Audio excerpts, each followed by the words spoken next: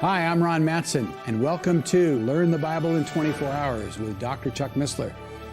Chuck will be taking you through some interesting oversights of the Bible and showing you some amazing facts. For more information on how you can join this group, click here.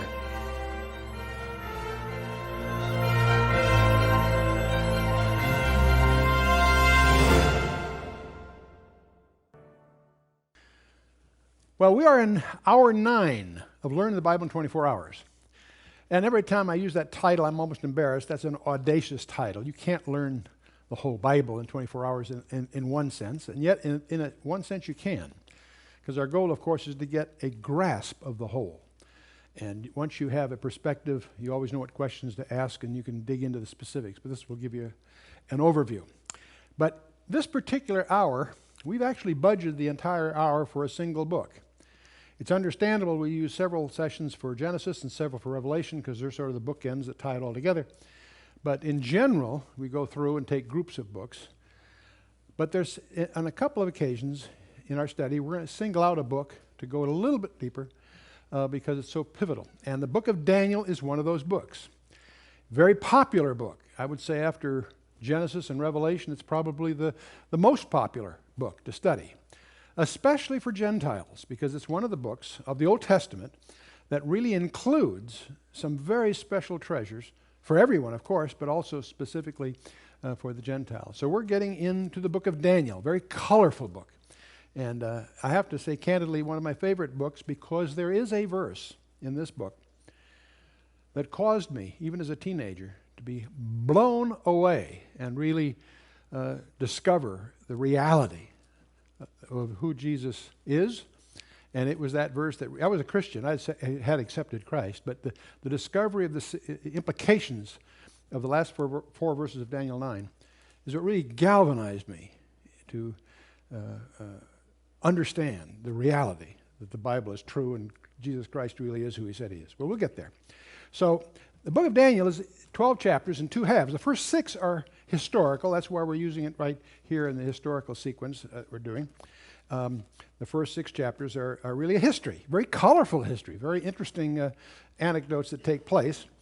The last 6 chapters are like appendices at the end of the book of the visions that he saw, summaries of a number of very, very important visions. And it'll be important to understand that it's not in chronological order. The first 6 chapters are chronological, but chapters 7, 8, and 9 occur within the other chapters, if you follow me. So we'll make that clear as we go. But anyway, book of Daniel, first 6 historical, the second 6 some really treasures of prophecies. So the historical narratives. The first chapter is the deportation. Daniel is a teenager and he's deported as a slave when Babylon conquers Israel. And the second chapter will be a dream that the king of Babylon has that Daniel interprets, and that leads him to a key position. His rivals contrive against his 3 friends and himself in chapter 3, the famous fiery furnace thing. And chapter 4 will surprise you. It's a chapter written by a Gentile king. Nebuchadnezzar himself writes chapter 4 personally. Chapter 5 is the fall of the world capital, Babylon. Very colorful chapter.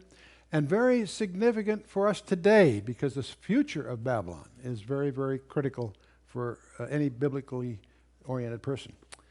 And then chapter 6 is the lion's den, which strangely enough I will call the revolt of the Magi. Most people have no idea who the Magi are at Christmas, but we'll get into that a little bit. As we look at the panorama of history that we've been exploring, we're after the monarchy. We've just been through the monarchy. The monarchy ended with Babylon conquering Jerusalem.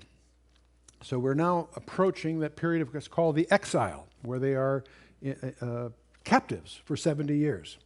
And so, in fact, Babylon conquers. Nebuchadnezzar is the bright young general of the king Nabopolassar, and he's a very successful general, and he's set siege to Jerusalem. And that starts a period of time called the captivity, the Babylonian captivity. And he takes captives, sets up a vassal king to be subservient to him, takes hostages. Daniel and his 3 friends are among those hostages. And Jerusalem then goes and rebels after some years. And Nebuchadnezzar has to set up a second siege. And he replaces that king with his nephew, Zephaniah. And again, they are still captives to Babylon. During this period of time, Jeremiah from Jerusalem and Ezekiel from Babylon are saying, don't rebel, because if you rebel again, God will destroy Jerusalem. And the false prophets convince the king, get him on an ego trip, and he goes ahead and rebels against Nebuchadnezzar. And by now, Nebuchadnezzar's had a belly full of this whole situation. He lays a third siege and takes them all captive and destroys the city. So there are 2 periods of time in the Bible that were predicted to be 70 years. One is called the servitude of the nation. And it starts, of course, with the first siege, when they were made vassals of Babylon. And it goes for exactly 70 years. And finally, when the Persians conquer Babylon, under Cyrus the Persian, that ends the Babylonian captivity. That ends the servitude of the nation, because, as you'll see, we'll get into it, Cyrus frees them to go home. There's also a period of time called the desolations of Jerusalem, and it's also predicted to be 70 years, and many scholars assume they're both synonymous. It's the servitude of the nation, the desolation of Jerusalem. They're both 70 years, but the desolations of Jerusalem start from the third siege. 2 Chronicles takes us up to the end of the servitude, when they finally get to go back home. The book of Ezra that we'll come into in the next session will deal with this, what's called the post-exile, after they get back from the exile, back from the captivity. And then, now the desolations of Jerusalem, which starts with the third siege, ends when they're able to finally rebuild the city. And they do that under Nehemiah. And Nehemiah, by then, is a cupbearer to the king. It's in charge of the area, Persian king. And he gets permission to rebuild the city. The temples is the problem. They've gone ahead and worked on that during the days of Ezra. Nehemiah comes along and gets the authority to rebuild the city. The decree of Artaxerxes will turn out to be very important to us as we get into this. And that triggers a very, very provocative prophecy in the book of Daniel that we'll be looking at. But it's important to understand that the servitude of the nation starts from the first siege, is 7 years to the day, until Cyrus releases them. The desolations of Jerusalem, the destruction of Jerusalem, was from the third siege. So they're both 70 years to the day, but they're not coterminous. The desolations start with the third siege, and they end with a very particular decree by a Persian king that we'll get into. The book of Esther, which actually in your Bible comes after the book of Nehemiah, we'll take in the next hour. We'll take Ezra, Nehemiah, and the book of Esther, and try to put that in perspective. During this whole period of Babylon, we have Daniel as a prophet. Ezekiel's also a prophet. Daniel gets deported in the first siege. Ezekiel gets deported in the second siege. Also, after the Babylonian captivity is over, during the days of Ezra, we have the prophet Haggai, also preaching in parallel to the issues that emerge in Ezra. And in Nehemiah, we have Zechariah and Malachi. With Malachi closing, of course, the period that either the Old Testament. So that's a broad view. Little background to understand what's going on. Nineveh ruled the world in the Assyrian Empire until 612 BC, when it finally falls to an alliance of both the Babylonians and the Medes. It's only a few years later that Pharaoh Necho of Egypt is now emerging as the dominant player, because he leads an army against the remnants of the Assyrian Empire. During that time, by the way, is when Josiah fights Pharaoh Necho to try to get the Ark of the Covenant back, and gets killed. Pharaoh Necho, most people don't realize, is Ethiopian, not Egyptian. And that leads to a whole other study I encourage you to look at in terms of the possibility that the Ark of the Covenant is still being protected by the Ethiopians to present to the Messiah when he rules in Zion. But anyway, 3 years later, there is a famous battle of Carchemish, because by then Nebuchadnezzar, the general under Nabopolassar, the king of Babylon, his son, is a sharp guy, and he ends up defeating Pharaoh Necho at the Battle of Carchemish, which makes Babylon the dominant power in the region. This is the typical date used to mark the beginning of the Babylonian Empire. And so that's the background. Now, on his way home, Nebuchadnezzar lays siege to Jerusalem for an additional trophy. During that siege, he discovers that his father has died. He's now the king of Babylon. He succeeds at the siege, sets up a vassal king, takes Daniel and his 3 friends, among others, as hostages to be educated. They're teenagers to be educated at court at Babylon to serve in the court of the king of Babylon. And so Daniel, by the way, is the most authenticated book in the Bible. Many people have problems with Daniel. There's more archaeological and documentary evidence of Daniel than any other book in the Bible. It has been authenticated by none other than Jesus Christ himself. And we'll look at that before the studies are over. So if you believe in Jesus Christ, you have no problem about the authenticity or the reliability of the book of Daniel. If you don't believe in Jesus Christ, you got bigger problems than the authenticity of Daniel. But his 3 friends are deported as teenagers in the first of the 3 sieges by Nebuchadnezzar. And in chapter 1, they commit themselves to refrain from the diets and practices of the Babylonians, and they want to stay faithful to the way they've been taught, despite the fact that they are in an enforced pagan environment. It's a very interesting thing to study because our children are in an enforced pagan environment. And it's interesting to see the contrast and the faithfulness of these young men. And one is named Hananiah, that's his Jewish name, but all 3 are given Babylonian names.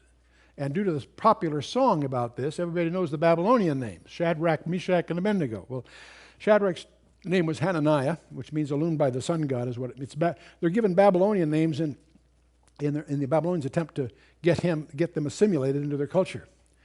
And Mishael is called Meshach, who is like the moon god, is what it roughly means in Aramaic. Azariah, his name was Abednego. So the Shadrach, Meshach, and Abednego are the Babylonian names. Hananiah, Mishael, and Azariah are their Hebrew names. It's interesting that there has been discovered a clay prism in Babylon. It's presently in the Istanbul Museum, which mentions these 3 guys: Hananuru, the chief of the royal merchants, a variation of Hananiah, and Mishael Merodach. Merodach was one of the gods they worshipped, and Ardinabu. Many people believe that these are the pronunciations are very corrupted because of our clumsy attempts to transliterate from one language to another. Transliterate is different than translation. Transliterate means you try to render it roughly the way it's pronounced. And you'll see some strange ones. But anyway, this is regarded as authenticating the 3. But anyway, so here we have this young king who's just taken over from his father. His father passed away. This young general is now the king. And he inherits the staff advisors, these cronies that advised his father. And he can't tell whether they're really any good or not. So he's defeated the Pharaoh Necho, so he's taking over the throne on his father's death. But these staff advisors, he doesn't know whether they're any good or not. One night, Nebuchadnezzar has a very troubling dream, and he uses the dream as an opportunity. On the one hand, he's troubled. He wants to know what it means. But he also uses it as an opportunity to see if these guys really have any unique skills. So he insists that they interpret it, but he won't tell them what the dream is. And they're upset about that because if he'll tell them what the dream is, they'll contrive some kind of explanation. But he won't do that. In fact, he believes they're stalling for time. They're not giving an answer one. So off with your heads. In other words, he knew how to reduce head count when it wasn't being productive. So he's really using this as a test, and of course he puts out the word. Now, what obviously happens, when you read chapter 2, Daniel is in the job category that's been wiped out. Everybody in that job description was to be killed. And when Daniel gets the word, when the word comes down, that's what's going to happen. He goes to a supervisor, Arioch. He says, "Give us a chance at it, and we have a God that'll help us," and so forth. And so Arioch, what Daniel does, he goes to his 3 buddies and says, "Boy, we have a prayer meeting tonight, guys, because tomorrow off with their heads otherwise." And so anyway, they go to Arioch. Arioch arranges for them to present to the king the results.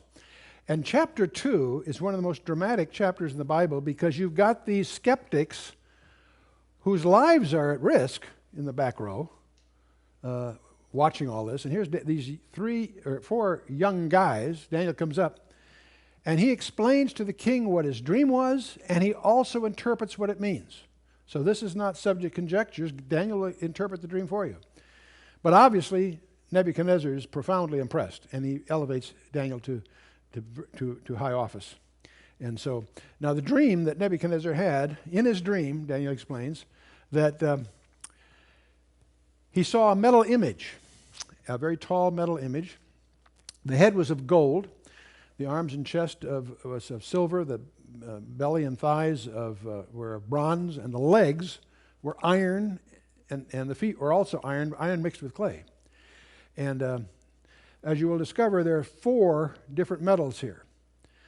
The 4th one has a second phase where it has something added to it. We'll get to that when the time comes.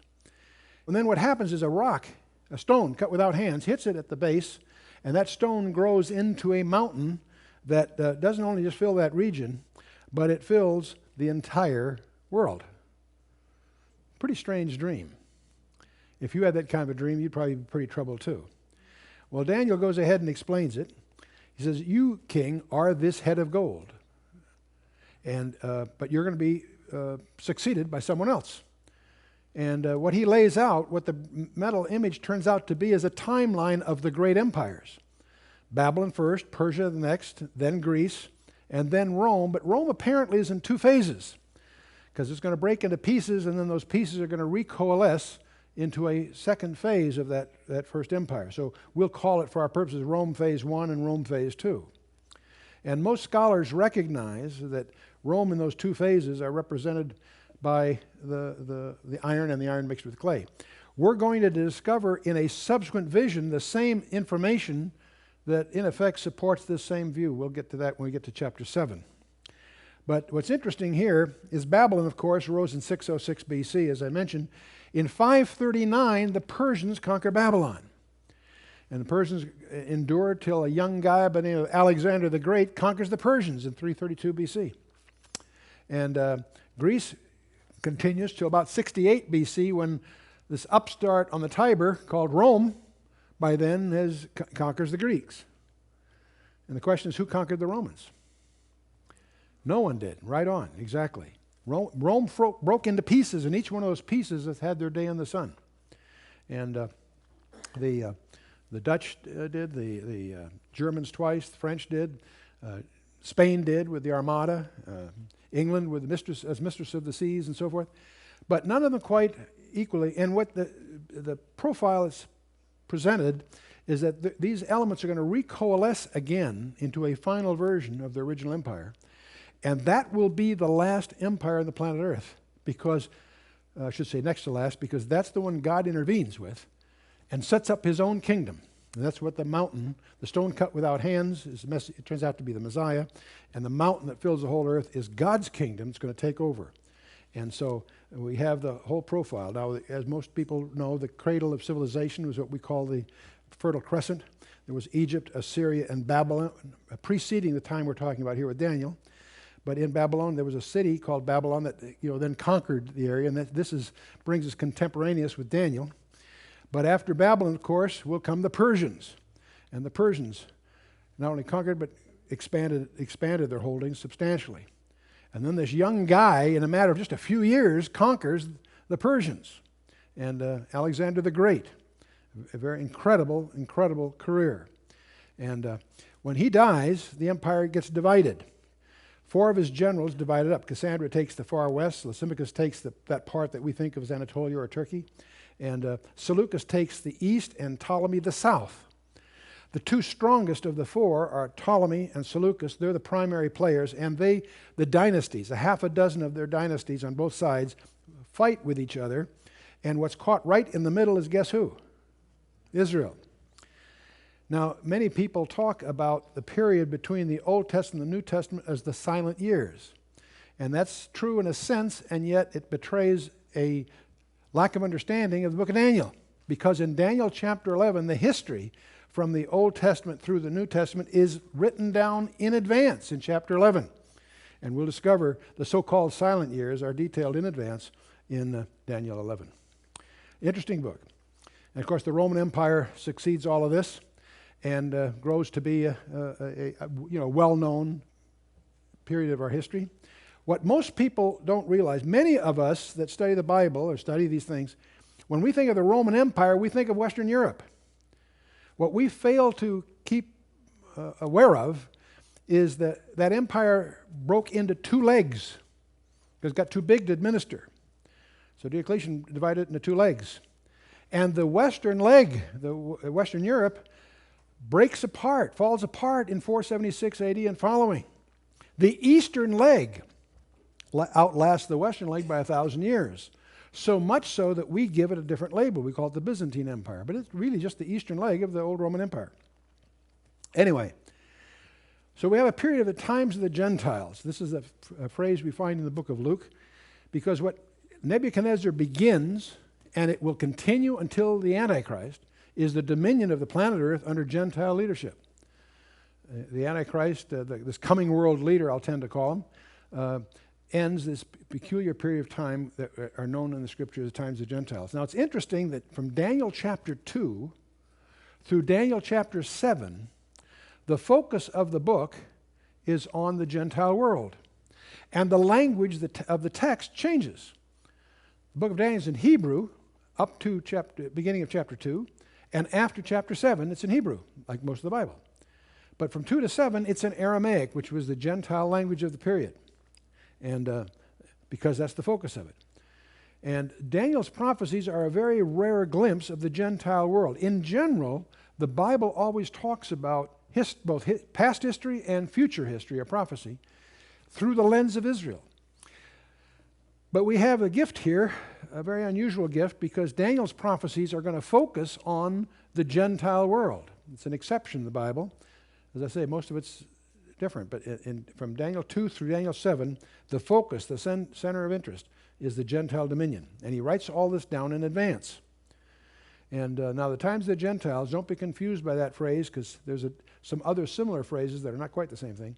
The times of the Gentiles began with Nebuchadnezzar, and they'll end with this coming world leader, who will be displaced, of course, by the Lord Jesus Christ setting up his kingdom, the line of the tribe of Judah, the root of David.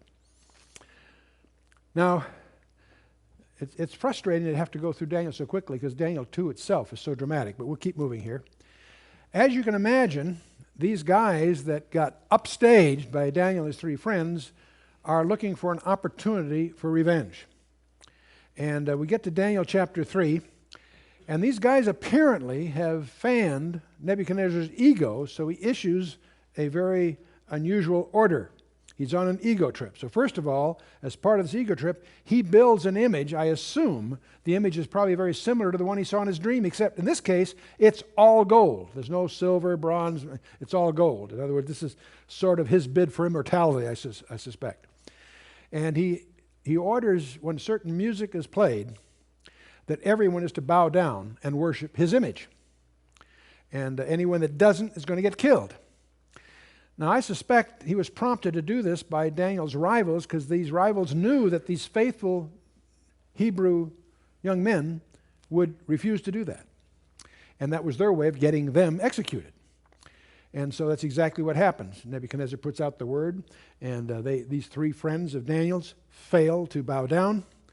So he orders them into the fiery furnace. In fact, he's so infuriated. He gives them a second chance. If you bow down, everything will be fine. And the three young men tell him, our God is able to save us. And if he isn't, up yours, O king. This is really their attitude. So he's so teed off, he orders the furnace turned up 7 times its usual heat. In fact, so much so the guards involved get consumed doing it. But in any case, they throw these 3 young men in there. But then Nebuchadnezzar goes to look, and he's shocked because he discovers they're not. He says, didn't we throw 3 guys in there? There's 4 in there. And it's one of those strange appearances of the Old Testament of apparently the Son of God being with them, with the other 3. So there's a visitor with them. So he orders them brought out, and the only thing that's been burned on them are the bindings. They're unharmed. And so Now, this is a very, very famous event, of course, and the fiery furnace event. But many scholars notice something else. So often in the Bible, you'll find a narrative, an actual event that happened, detailed, but it also tends to model or foreshadow something larger in the future. We call that a foreshadowing. It's called a type.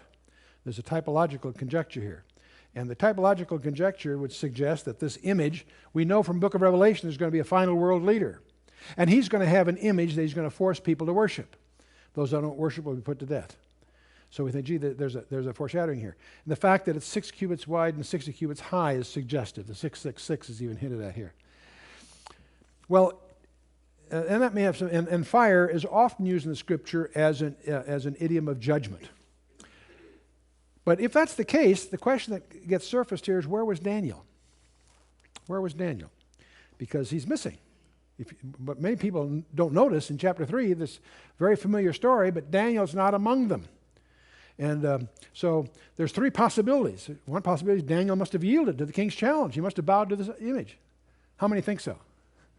Absolutely not. Absolutely, you're right.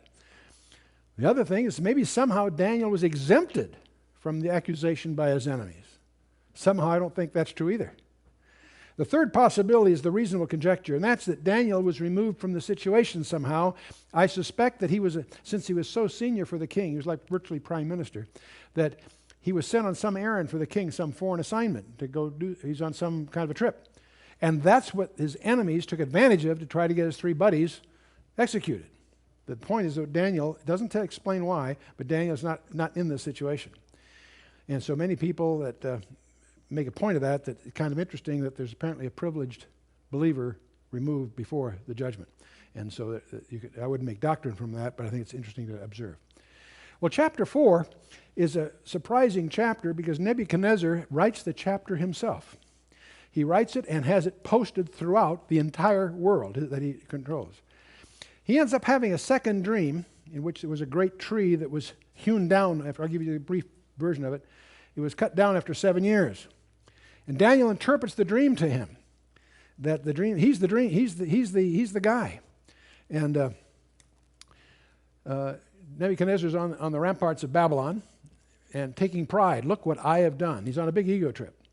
And that's exactly what the dream was anticipating. Because of pride, he would have a 7 years in the penalty box, so to speak. And a year later, he's again on this parapet bragging about what a great king he thinks he is. And he's stricken with a mental derangement, a form of lycanthropy, where he is literally eating grass. And according to the Hebrew records, a Talmud I think it is, Daniel was his nurse during those 7 years. At the end of the 7 years, he's cured of that, but he also recognizes and acknowledges that it was a fulfillment of the dream that he had himself a year earlier. And so he writes the chapter. He recovers and he publishes his personal testimony throughout the entire world. And I personally, from reading chapter 4, will not be surprised when in heaven if I run into Nebuchadnezzar. I think he's a saved person, interestingly enough. He had a very intimate relationship with his friend Daniel. They were very close, apparently. But anyway, the reason he's so prideful, you need to have a little perspective of Babylon. The city of Babylon, of course, was fed by the Euphrates. It straddled the Euphrates virtually. And and it had a double wall system. If you look at just the Babylon proper, it has a double wall and a moat, and they had 250 watchtowers, 100 feet higher than the wall itself, and the banquet. There's a banquet hall involved. I'll show you where some of this stuff is. That's the town itself. There's a processional way up at the top, and there's the Tower of Babel that's featured in Genesis 11. The Temple of Marduk and so forth. The king's palace is going to be the scene of the events in chapter 5. And that building has been rebuilt. Saddam Hussein has even used it for affairs of state. But notice how the river Euphrates goes through the city to provide it water in case of a siege, but that water feeds the moat that protects the city. And the wall was no trivial wall. They had chariot races 4 to 6 abreast on top of the wall. So you're talking 15 miles on a side. So this is a sizable place, and it was considered impregnable, and therein lies their vulnerability, that belief. Now, the kings of the Babylonian Empire, after Nebuchadnezzar, of course, had Nebuchadnezzar as his son that established the kingdom. And he has 2 sons and 2 daughters. And his first son takes over for a bit, but he's a bad apple. His other daughter, but Nerigalasar he takes over, and his son, I think, lasts 2 months. And then finally Nabonidus takes over. And he has his son, Belshazzar, as a co-regent. We'll discover that Nabonidus was he had married one of Nebuchadnezzar's daughters. He is just not interested in Babylon. He's off in foreign intrigues down in Arabia and doing other things. In fact, he had not been in town for 14 years when it finally falls. And that's worth understanding because there's a huge discrepancy. The secular world had all kinds of evidence that Nabonidus was really the king of Babylon when it fell. And that's why the Bible couldn't be correct. Well, they discovered more recently things that point out that Belshazzar, his son, was reigning at the time exactly the way Daniel says. So not only do we know that Daniel wrote that chapter 5 was correct, it had to be by an eyewitness, we know now. But Daniel 5 is the fall of Babylon. Very, very colorful amount of history here. Instead of the Persian army is on the horizon, instead of defending the city, he throws a party for 1,000 of his nobles. And big mistake. The Persian army is formidable and been on the uprise here. But they're having this big party, and Belshazzar does a dumb thing. He sends across the street to the museum to bring out the implements that his grandfather had taken from the temple 70 years earlier and going to use them as party implements. Well, that's just guaranteed to anger God even further. So what the party's doing great until they see the fingers of a man's hand writing on the wall. And of course, it's astonishing to realize how many expressions in our common day language come from Daniel. He saw the handwriting on the wall. You've all used that expression. There's numbers up. You're weighed and found wanting. Right? The idol has clay feet. You see, all these expressions are from the book of Daniel, interestingly enough. The experts there can't understand what's being written. They can't decipher it, which is a surprise. But the queen mother, Nebuchadnezzar's widow, is still alive, and she says to her grandson, there was a guy around in your grandfather's day. You understand they don't have any word for grandfather in Aramaic or Hebrew, so when they say father, that just means a forebear. But anyway, she says there was a guy around in your grandfather's day that had the gift to do that. So they bring Daniel out of retirement, and he comes in. They offer him all kinds of rewards. He says, you keep your rewards. Before he gives them the answer he wants, he gives an eulogy for Nebuchadnezzar. He says, now there, your grandfather, there was a king, because whom he would set up, he set up, and who he'd bring down, he'd bring down. Not like you, Squirt. That's virtually the phrase of his discussion. But then after all that, he goes ahead and interprets the famous event. And what no one knew in the banquet hall, while this was all going on, the Persian army had arranged to divert the Euphrates upriver. So the water level went down, and they slipped in under the gates. They took over Babylon without a battle. And that's going to be important later, but this is going on while the party is going on here. Now, one of the questions that people ask, are there really hidden codes in the Bible? I get that question a lot because of our doctoral work and some other materials we have. And it's in the Bible. Proverbs 25:2 says, it is the glory of God to conceal a thing and the honor or duty of kings to search out a matter. They're definitely, the Bible is full of surprises tucked away underneath the text. There's a form of Hebrew encryption that's well known to anybody that's been a student of cryptography. We take the Hebrew alphabet, the 22 letters, take the first 11 and put the second 11 underneath it, so to speak, and then transpose. If you want an aleph, you use a lamed and so forth. And that's a simple form of transposition. And it's named after the first few letters. Instead of aleph, you have a lambda. Instead of a bet, you have a mem. So it's equivalent to ALBM. Album is the label given to this form of encryption. If you take the second half of the alphabet and put it in backwards, now you take the letters and put the others in there backwards, you get a different set of transpositions. And again, you have an aleph and a tau and a bet and a shin, and so it's called atbash. According to the Talmud, the belief among the Hebrew scholars is that the encryption that was used in the handwriting on the wall was a form of atbash, which means the handwriting on the wall, assuming it was atbash, would have said something like this, except it would be Aramaic letters rather than these letters that they use today. And using the atbash encryption, and transposing, you get what Daniel ended up reading to them. Remember that all languages go towards Jerusalem. In other words, everybody east of Jerusalem goes from right to left. Hebrew, Aramaic, Sanskrit, etc., etc., etc. All nations west of Jerusalem go from left to right. English, Latin, Russian, Greek, you name it. So anyway, so remember Hebrew goes backwards from our point of view. Anyway, so Daniel says many, many. That means, that the word means, by the way, the Hebrew only uses consonants. The vowels are inferred. That's a way of bandwidth reduction and so forth, but I won't get into all that here.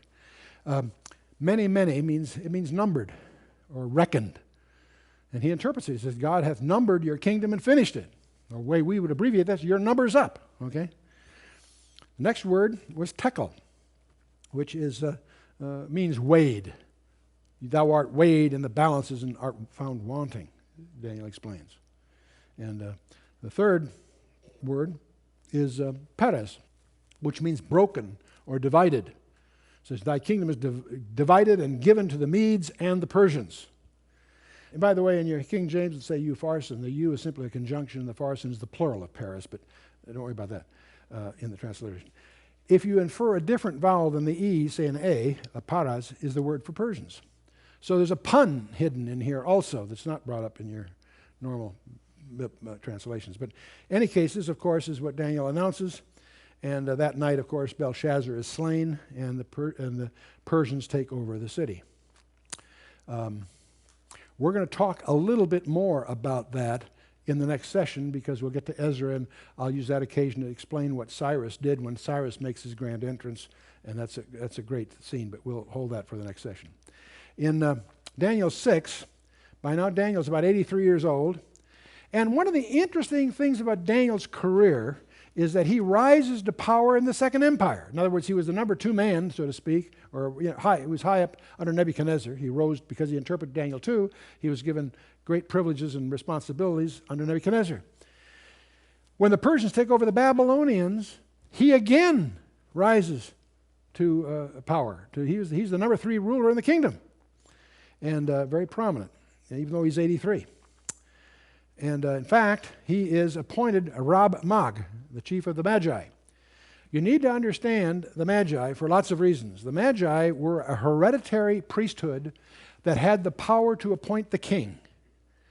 In other words, they were a priestly sect. It was religious, and yet it was also administrative. That's where we get the word magistrate from that word, Magi. And but they were hereditary. They were Medes. In the combined empire, the Medes and the Persians, the Medes had that particular role. Daniel is appointed the Rab Mag, the head of that priesthood. Now, how do you think it went over for these Medes to be now reporting to a Jew? They were not excited about the prospect, apparently, because they're the ones, I believe, that engineered this attempted execution of Daniel. And so the jealous rivals entrapped him into the lion's den. The king of the Persians, they had a strange law among them in Persia, that the king could write a law, but he could not change it once it's written. We find that operative here in Daniel 6. It's essential to understand for the book of Esther that we'll come to later, next session.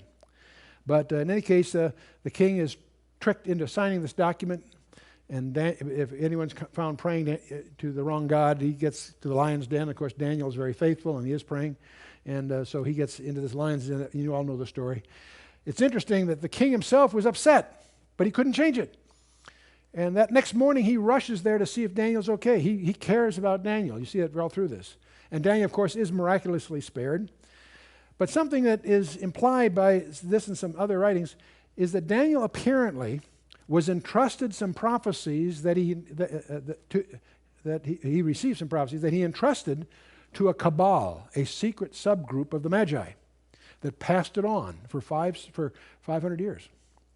And these guys are the guys that follow the star to Bethlehem.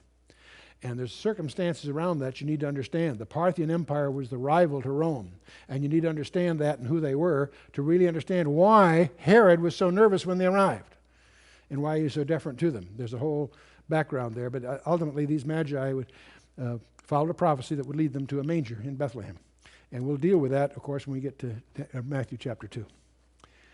Well, we've gone through half the book of Daniel. The last half are prophecies. There are the 4 beasts of Daniel 7, the ram and he-goat of Daniel 8, the 70 weeks of Daniel 9, and the dark side of the spiritual warfare thing in Daniel 10, and the climax of the book in Daniel 11 and 12. It's the final consummation of all things. Times of the Gentiles. We went through, bear in mind, we're looking at history through the lens of Israel, but here in this particular segment of the Bible, it's sort of an exception. We're going to see all of Gentile history in overview. And it's interesting, there's only 4 empires involved, not 7 or 3 or whatever, 4. Babylon, Persia, Greece, and Rome. Those 4. The 5th one will be God actually setting up his own kingdom on the planet Earth. And that 4th empire will be in 2 phases, and we'll get into that.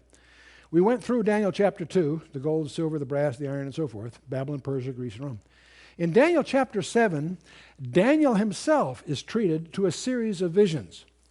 Daniel 2 was given to a man, and we see these empires as man would see them, bright, shiny metals.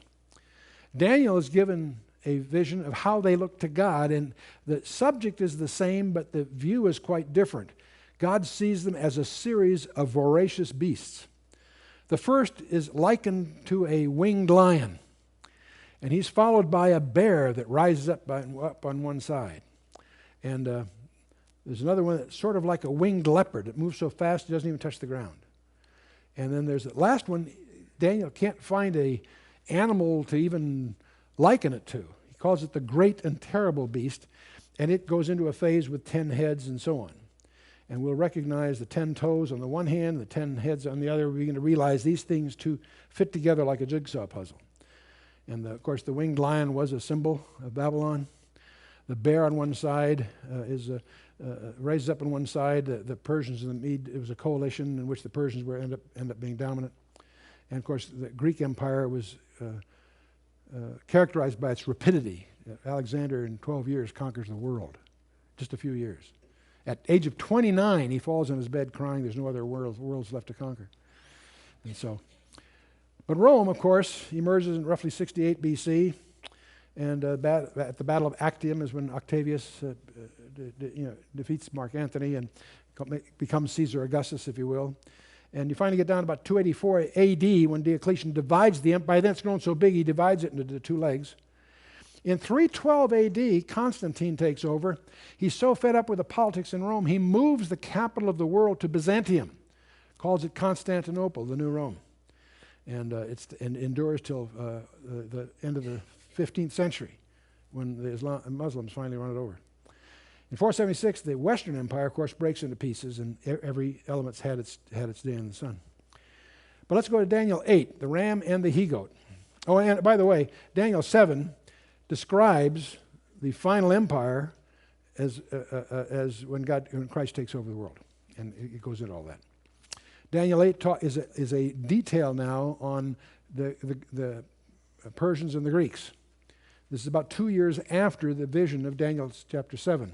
It's about 12 years before Daniel chapter 5 when Babylon falls, just to give you a rough feeling where this fits in chronologically. And the ram is defeated by the goat. There's a rapid goat coming from the west. It's clearly, it's a very vivid description of Alexander's conquest of the Persians. And this notable horn, namely Alexander himself, is killed, and 4 generals divide up the empire. And there's a little horn that has a key role at the end. That's going to be important later. And Daniel interprets this for us. A leader from the west, obviously Alexander the Great, will subdue the Medo-Persian Empire. Alexander the Great crosses the Hellespont with 35,000 troops, and he's fighting a powerful army in the hundreds of thousands. And he, in a series of 3 battles, wins, takes them on. He was a genius, an incredible general, and he would be out there leading his troops. And he turned several of those battles from defeat to victory by his personal involvement. Absolutely legendary series of events that are well documented, and there's obviously a lot of popular movies coming out about it and so forth. And so the one-horned goat was the symbol of the ancient Macedonians. In Aries, the ram is the symbol of Persia. Capricorn, the symbol of Greece. And in May 334, he crossed the Hellespont with 35,000 troops and first defeated the Persians at the Granicus River. And then a year later, he finds himself at the Battle of Issus and wins that one. And the final big one was Gaugamela, October 331 BC, which establishes the Greek Empire as the dominant guys of the block here. When Alexander dies shortly thereafter, he makes Babylon his capital. He finally dies. He by the way, he conquers all the way to India. And Cassander takes the western part. The four generals divided up. Lysimachus takes Thrace, Bithynia, and most of Asia Minor.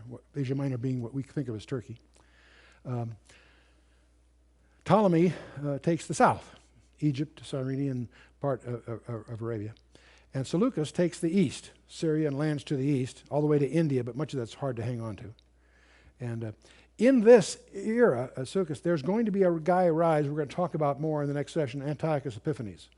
He's a particular leader. He's not very important from a secular point of view. He's extremely important from a biblical point of view, and we'll get into that. But I want to focus very specifically on what's the most astonishing passage in the entire Bible. It's the one that impacted my life as a teenager and has never ceased to. In those days, the materials that I was treated to by some friends were very rare, and it was an unusual situation. Today, the materials we're dealing with are readily available in any competent book source. So you can check this all out. It's absolutely astonishing. Daniel chapter 9. A little bit of background you want to, as we go into this, you want to understand the history of the English Bible a little bit. The original Hebrew is sometimes called by scholars the Vorlage, but in 285 BC, before Christ, it was translated into Greek. In those days, Greek was being enforced as a language worldwide because of the influence of Alexander and his successors. If you were Jewish, you probably didn't know Hebrew except for ceremonial purposes, much as a Catholic knows Latin. It wasn't a common language to you. If you were Greek, if you were a Jew that was living in that world, you spoke Greek, you had a desire to have your scriptures in your natural language, Greek. Well, under Ptolemy Philadelphus in Alexandria, the primary literary capital of the world in that time, he funded the translation of the Old Testament, the Hebrew Tanakh, what we call the Old Testament, into Greek. It took 15 years. And we call the result of that work the Septuagint. It involved 70 scholars, some say 72 scholars, the best they could find to do the translation. And so they call that translation the Septuagint, fancy word for 70. It's usually abbreviated in Roman numeral 70, LXX. But the point is, we have that work product. The Old Testament, as it existed 3 centuries before the ministry period of the New Testament, it's in our hands. Daniel was in black and white. I want to emphasize that because you can set aside who wrote what book when, doesn't matter. It was in black and white 3 centuries before the gospel period. In fact, it's the Septuagint that becomes the Christian's Bible. Most of the quotes in the New Testament that are taken from the Old Testament are from the Greek Old Testament, not the Hebrew. So it's the Septuagint they're quoting from, interestingly enough. And so I want you to be conscious of the fact that we got 300-year anticipation of the New Testament here. Now, when 4 disciples come to Jesus for confidential briefing on his second coming, he gives them a 2-chapter answer in Matthew. It's also recounted in Mark 13 and Luke 21. And in that, Jesus identifies the key event of end-time prophecy. He points them to the passage we're going to look at. He says to the disciples, when ye therefore shall see, he first of all lists a bunch of things that are not signs. This, that, and the other thing will happen, but the end is not yet. But then he gets to verse 15 of Matthew 24. When ye therefore shall see the abomination of desolation spoken of by Daniel the prophet stand in the holy place, whoso readeth, let him understand. Then let them which be in Judea flee into the mountains, and you split now. He goes on for several verses to explain that. We'll look at that later. But how many of you read that on the screen? Have you seen that passage? I did a dirty trick on you. Because if you read that, there's a part of this is written to you. It says, whoso readeth, let him understand. We're going to discover this gets a little technical, but it's clearly the intent of Jesus Christ that his reader understand what he's pointing to here. You with me? And we'll talk about the abomination of desolation later, but I want you to notice this is spoken of by Daniel the prophet. Jesus Christ authenticates Daniel that he was a prophet, and he specifically points to the verses we're going to be looking at as the key to the end times. And so let's just take a look at this. Daniel 9 is the chapter with the interrupted prayer. And first 19 verses. He's reading from the book of Jeremiah, and he's reading where Jeremiah predicts that the captivity would be for 70 years. And he knows that the 70 years are almost over. So what does Daniel do about it? He goes to prayer. See, we're supposed to do the same thing. Most of when we get excited about the end time, boy, Jesus coming soon, what do we do about it? What we're supposed to do is pray for it. That's what's in the Lord's Prayer. Thy kingdom come. That's a prayer. Prayer is God's way of enlisting you in what he's doing.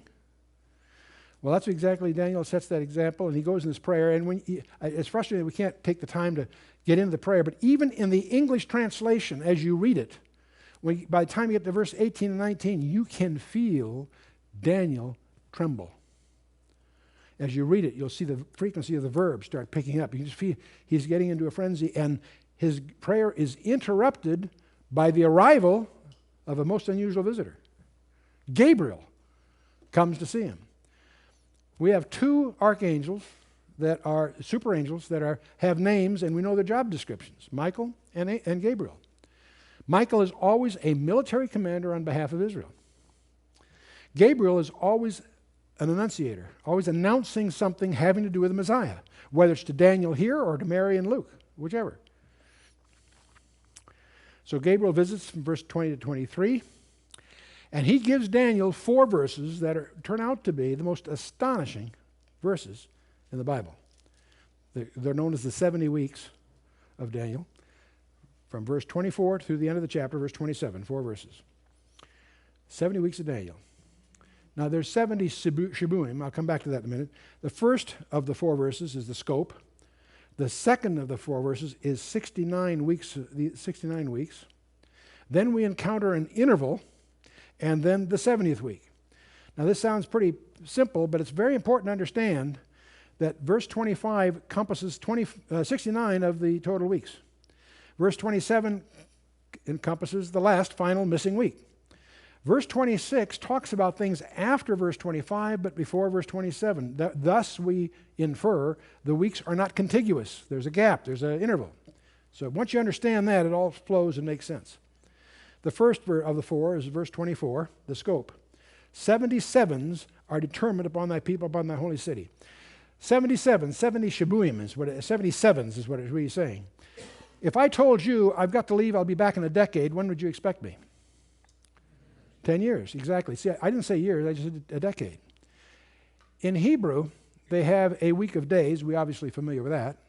There's a week of weeks. That's what Shavuot is all about. There's a week of months. That's from Nisan to Tishri, or Tishri to Nisan, either way, is 7 months. And they also have a sabbatical year, 7 years. 6 years, you can plow the land. The 7th year, you're supposed to leave it rest. So there's a rest for the land also. So in the Jewish mind, there's all kinds of 7s. But a week of years is a very common unit of measure. When Jacob labored for his wives, he labored for 7 years for one and 7 years for the next one. He had to fulfill her week, is the expression in Genesis. And so on it goes. Well, anyway, so these are obviously weeks of years. 70 weeks of years, are determined upon whom? Get this, it's very important to know this right away.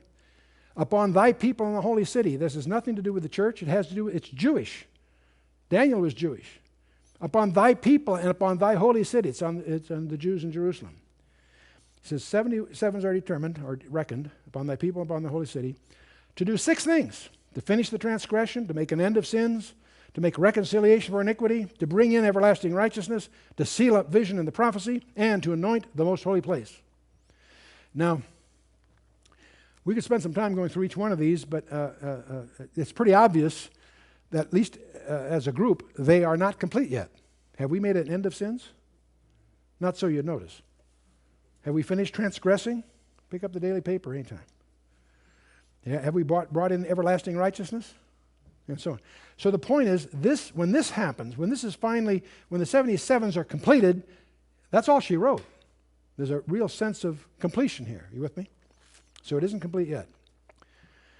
So the next verse, verse 25, deals with 69 of those weeks, and this is the one I want to focus on. Know therefore, Gabriel says to Daniel, know therefore and understand that from the going forth of the commandment to restore and to build Jerusalem, Daniel is in Babylon. Jerusalem is in rubble a couple hundred miles to the west. But he knows that Jerusalem is, the captivity is about over. It has a destiny to be rebuilt. Gabriel drops in and says, by the way, know therefore and understand that from the going forth of the commandment to restore and to build Jerusalem, unto the Mashiach Nagid, the Messiah the King, shall be 7 weeks and 62 weeks, and the street shall be built again, and the wall, even in troubled times. Now I want you to notice, from unto. There are milestones. The trigger, the beginning, is a commandment to restore and to build Jerusalem. Don't confuse that with the temple. The city is in view here, and I'll prove that to you in a minute. Unto the Mashiach Nagid. The word Nagid is first used of Saul. It's Messiah the King. Shall be 7 plus 62, 62. And notice the Holy Spirit adds something here. The street shall be built again, and the wall, even in troubled times. Why did the Holy Spirit put that in there?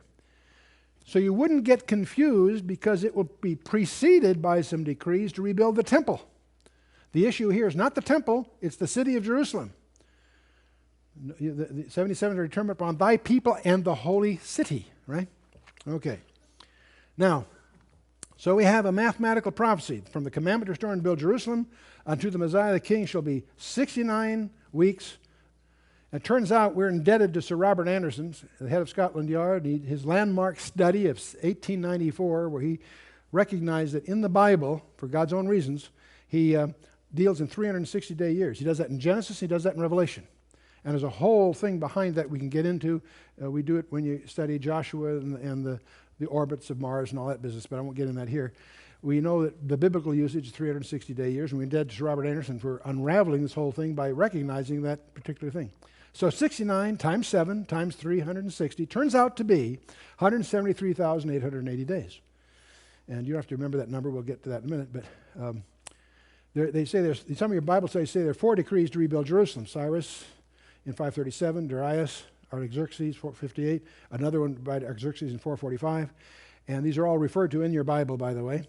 But in verse 25, it spoke of Rehob, the street, and the wall, or the moat. And those are Hebrew words.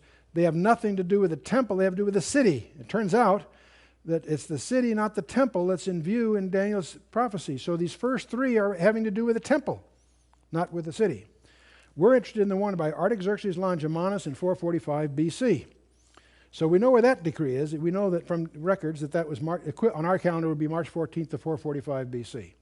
The problem is, okay, great, when did Jesus allow himself to be presented as a king? Several times in the gospel period.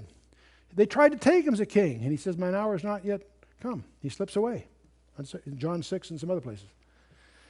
Then one day, Jesus does something very bizarre. He not only permits it, he arranges it. To deliberately fulfill Zechariah 9:9. In Zechariah, the prophet said, rejoice greatly, O daughter of Zion. Shout, O daughter of Jerusalem. Behold, thy king cometh unto thee. He is just and having salvation, lowly, riding upon an ass. In fact, a colt, the foal of an ass. Thy king cometh unto thee. How will be recognized? Riding this donkey. And of course, we recognize that right away, that as we look in Luke 19, when he's riding the donkey from Bethany up over the Mount of Olives, down through the Kedron Valley, Jerusalem. And as he does so, they lay down their palm branches and the coats, and they sing Psalm 118. In Luke 19, verse 38, it says, they are singing, blessed be the King that cometh in the name of the Lord, peace in heaven, glory in the highest. How many of you have heard the thing, this is the day the Lord hath made, we shall rejoice and be glad in it? Sure, we've all heard that, and we apply it to any day, and that's okay, but that's not what it's about.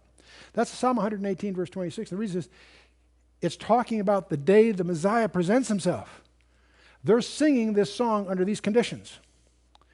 Now, anytime you and I, as Gentiles, not having a good Jewish background, run the danger of missing something, the Pharisees come to our rescue. Anytime they get unglued, pay attention. The Holy Spirit's trying to tell us something. Because in the next verse, it says, some of the Pharisees from among the multitude said unto him, that is the Messiah, said, Master, rebuke thy disciples. What are they upset about? because they recognize that by singing this psalm under these conditions, they're declaring him the Mashiach Nagid. And they assume he certainly doesn't want them to blaspheme. You follow? You upset? They're declaring this guy the Messiah.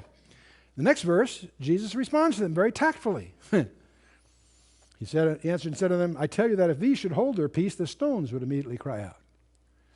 And I'm one of these cynics. I wish they would have shut up for a minute to see if that is just a figure of speech. And I always tell our people when we're on a tour, we go almost every year, we go to Israel, and like most tour groups, we will be up on the Mount of Olives because there's a great picture outlook over Jerusalem, over the Kidron Valley.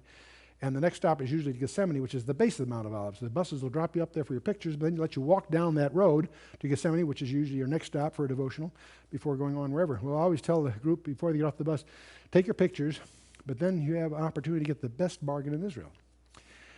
As you walk down that road to Gethsemane, pick up a couple of stones, put it in your pocket. And when you get home, mount them on a piece of wood for your den or your desk at the office or wherever, and as a trophy. And when somebody is visiting, says, "What's that?" You say, "That's one of the stones that didn't cry out." And you got to explain Daniel 9. You get into Luke 19, and they brought it up. The chronology of Christ's ministry should understand. Ministry began in the fall of 28 A.D. How do we know that? Tiberius was appointed in 14 A.D. That means, Augustus died in August 19th of 14 A.D. And we know from Luke 3, verse 1, that it was within the 15th year of Tiberius. To be in the 15th year, there's 14 behind him, so that's year 28 on reckoning. You follow me? And we know that the crucifixion occurred incident to the fourth Passover, which would have been April 6th of 32 AD. And Sir Robert Anderson obviously nails all this down. There are other chronologies held by good scholars, but most of them are contrived in order to support a Friday crucifixion. And there's a lot of reasons. There's about at least 3 reasons from the Scripture that he could not have been crucified on Friday. I won't get into all that here. We'll get into that later. But so the point is, we know the trigger, the terminus ad quo as they call it, the decree of Artaxerxes Longimanus, March 14th of 445 BC. And we know the triumphal entry was on April 6th of 32 AD.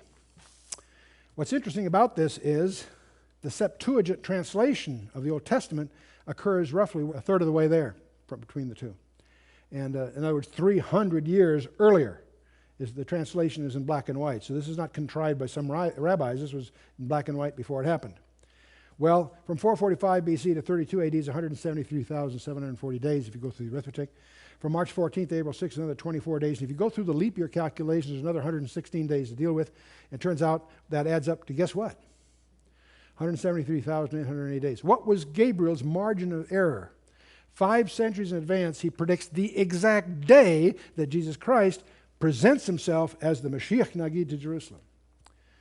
When you think that through, that is staggering proof of just who Jesus Christ is. He is the Messiah of Israel.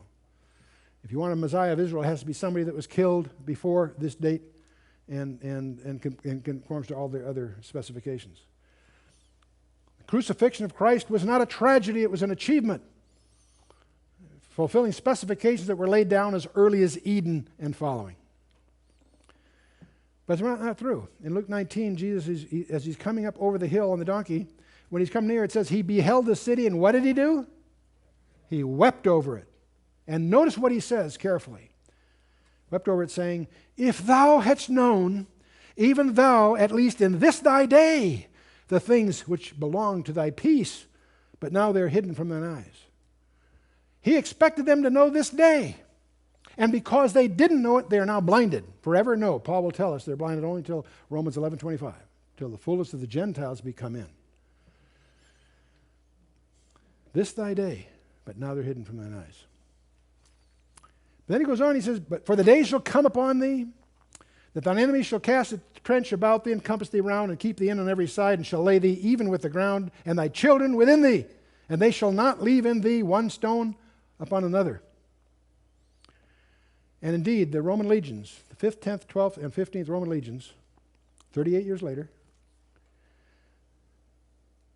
it's very interesting that when Israel failed to take charge of the land at Kadesh Barnea, They were destined to wander in the land for 38 years. We say 40 in round figures, but it was 38 years. It's interesting that because they didn't recognize their Messiah, 38 years later, the Roman legions lay siege, slaughter over 1 million inhabitants, men, women, and children. Another 500,000 died due to the pestilence that followed. Why was Jerusalem destroyed in 70 AD? One of the biggest milestones in the Jewish calendar. Why was Jerusalem destroyed in 70 AD? There are a lot of good answers to that. Let's look at Jesus' answer, the rest of that verse. Because thou knewest not the time of thy visitation. You know, that's chilling. Jesus held them accountable. I personally believe he'll hold us accountable too. We've had a lot more light than they did, and I think he holds us accountable too. They knew it's not the time of visitation. The next verse talks about the interval. After 62 weeks shall the Mashiach be cut off, karat. But not for himself, and the people of the prince that shall come shall destroy the city and the sanctuary. And the end thereof shall be with a flood, and unto the end of the war desolations are determined. Karat, to be executed for a capital crime. The Messiah is going to be killed. Yes, it says so in the Old Testament. Daniel says so in several places. Daniel 9:26, Isaiah 53, Psalm 22, etc. It also introduces another character, the prince that shall come. We know who the people were that destroyed the city and sanctuary, but here there describes the people of the prince that shall come. The prince that shall come is one of 33 titles in the Old Testament of a coming world leader. We tend to call him the Antichrist. Who are the people of the prince that come? The Romans. That's why we think the prince is a Roman. That doesn't mean he's from Western Europe. We have other evidence to indicate that he's an Assyrian from the Roman Empire as it's extended in the old days. So we have this interval during which the crucifixion takes place. It takes place 4 days after the event of the donkey. Temple is destroyed. More than 38 years, we've got 2,000 that we've experienced before the 70th, this last final week. So this interval, by the way, is implied in 24 different verses throughout the Bible. The 24 is a very interesting number because it's also a symbol of the church from Revelation. The interval is defined, as I mentioned, from Luke 19:42 to Romans 11:25. And it's the period of the church. That's an era that's kept secret in the Old Testament pretty much, that Paul explains in Ephesians 3. The church was born at Pentecost, and there are prerequisites for the church. The atonement, the resurrection, and the ascension all had to precede it. Spiritual gifts are only given after the ascension. So there's a whole study in ecclesiology that's necessary here. But let's move on. The last verse of Daniel 9, and he, that is the prince that shall come, if it's the pronoun, always refers to the last mentioned antecedent, which was, of course, the prince that shall come, shall enforce the covenant with the many, it's an idiom for Israel, for 1 week, the final week. And in the midst of that week, he will cause the sacrifice and the oblation to cease. That causes to infer that somehow the covenant that he's enforcing allowed them to indulge in their sacrifice and oblations. So we know the temple's standing by the time you get to the middle of the week. We don't know when the temple's built. It could be built during the first half of that week of years or even earlier, who knows. But he desecrates it here. He causes the sacrifice and the oblation to cease. Paul details this for you in 2 Thessalonians 2 and elsewhere. And for the overspreading of abominations he shall make it desolate, even unto the consummation. And that determined shall be poured upon the desolate. And so ends Daniel 9. In this verse we find time, times, and half a time. We find that in Daniel 7:25, Daniel 12:7, Revelation 12:14. So the half weeks are called 3.5 years some places, 42 months other places, 1,260 days. The Holy Spirit's done everything. It's the most documented period of time in the Old Testament and the most documented period of time in the New Testament. This strange 2 half weeks of years. And so, in fact, every detail in the Scriptures by design. When you get to John 10, right in the middle of John 10, the Jesus is giving us the Good Shepherd discourse. But right in the middle it says it was Jerusalem at the Feast of Dedication, and it was winter. And if you're a normal human being, you go on and read on. But if you've been to one of my Bible studies, you're no longer a normal, well-adjusted human being. You know that everything is there deliberately. Why did the Holy Spirit want you to know that it was Jerusalem, the Feast of Dedication, and it was winter? Well, what dedication could that be? Solomon's temple was dedicated in the fall, according to 1 Kings 8. The second temple, Zerubbabel's temple, was dedicated in the spring, according to Ezra 6. What temple occurred in the winter? The rededication of the temple on the 25th of Kislev, when celebrating the rededication subsequent to Antiochus Epiphanes desecrating it.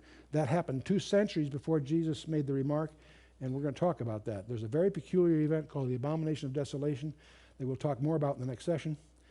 It ushers in a period of time, a time of trouble as the world has never seen to that time or ever would see again. And Jesus himself labels it the Great Tribulation by quoting from Daniel 12. And the 2 halves of that week, as I say, are documented many, many times over.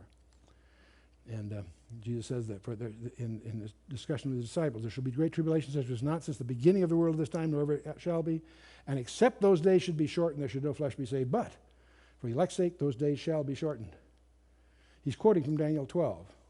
We haven't gotten there yet, but it says, that time shall Michael stand up, the great prince which standeth for the children of thy people, and there shall be a time of trouble such as never since there was a nation, even to that same time. And at that time thy people shall be delivered, every one that shall be found written in the book. And Jesus says in another place, in Hosea, he says, I will go and return to my place till they acknowledge their offense and seek my face. In their affliction they will seek me earnestly.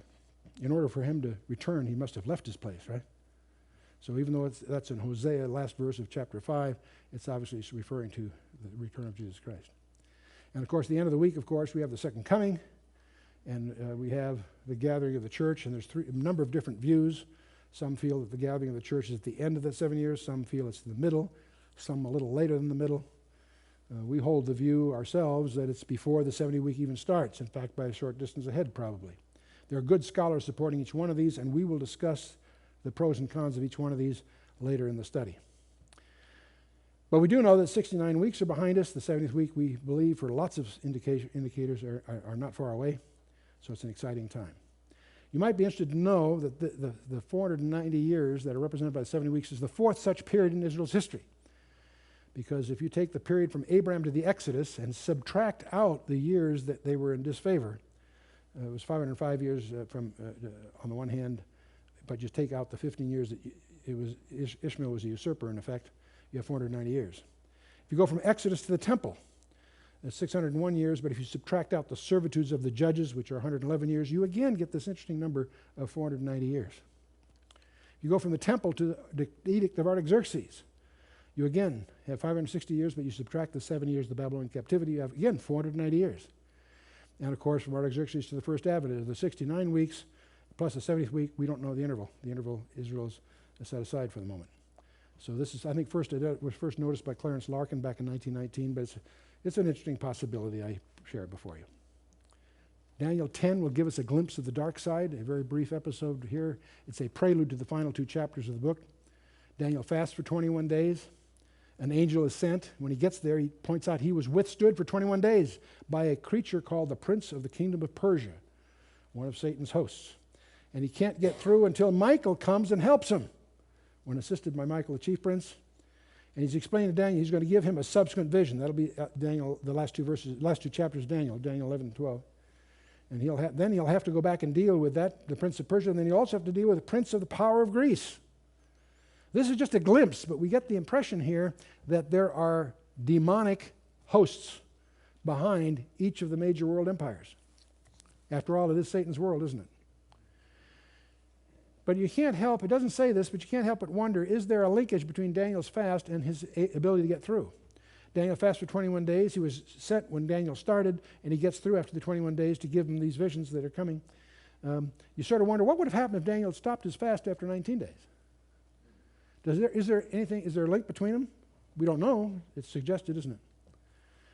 Of course, anyway, the empire gets divided in chapter 11, and we have the detail, as I mentioned to you before, of the period between the testaments. And I won't take you through these, but there's a half a dozen Ptolemaic dynasties that fight with half a dozen Antiochus dynasties, and they're so deep, the first verses 5 to 35 are so detailed that the experts have had to try to say that Daniel must have been late dated. And it was in Ptolemy Philadelphus, by the way, that the Septuagint was translated and so on. But so the detailed profile is there, and it also includes the last few verses give us a detailed background on this coming world leader, which we'll be taking up in a subsequent session. But the Bible has over 8,000 predictive verses on almost 2,000 predictions on over 700 different matters, according to one categorization by J. Parton Baines in Encyclopedia of Biblical Prophecy. In other words, the Bible is largely prophetic. And as we look around the world today, we see major themes in Israel, Jerusalem, the temple, Babylon, Russia, the rise of China, the emergence of a European superstate. While all this is going on, a tide towards ecumenical religion. Let's all get together. A global government tide on the horizon. And of course, the rise of the occult. Each one of these is predicted in the Scripture. Each one of these is measurably emerging on the horizon. It's not one of them. It's not some one little thing. It's all of them. The tide of each one of them is clearly setting the stage for the big climax coming. Check it out. And the more you know about your Bible and the more you know about what's going on in the world, the more you'll begin to see that we are converging to the big climax. And the ultimate issue, of course, is that you and I are in possession of an extraterrestrial message. And it portrays us as both the pawns and the prize of an unseen warfare. And our eternal destiny depends upon our relationship with the ultimate victor in this cosmic conflict. Where do you stand with respect to him? Now, in the next session, we'll talk about the decree of Cyrus. That's a very colorful thing. It'll blow you away. We'll talk about Ezra, the rebuilding of the temple, and the book of Nehemiah, which focuses on the building of Jerusalem. And we'll talk about one of the most colorful dramas in the Bible, the book of Esther. It'll have some, it's quite a drama, very colorful. It also, hidden underneath the text, are some surprises that we'll share with you, and then we'll talk a little bit about the intertestament period in the next session. Stay with us.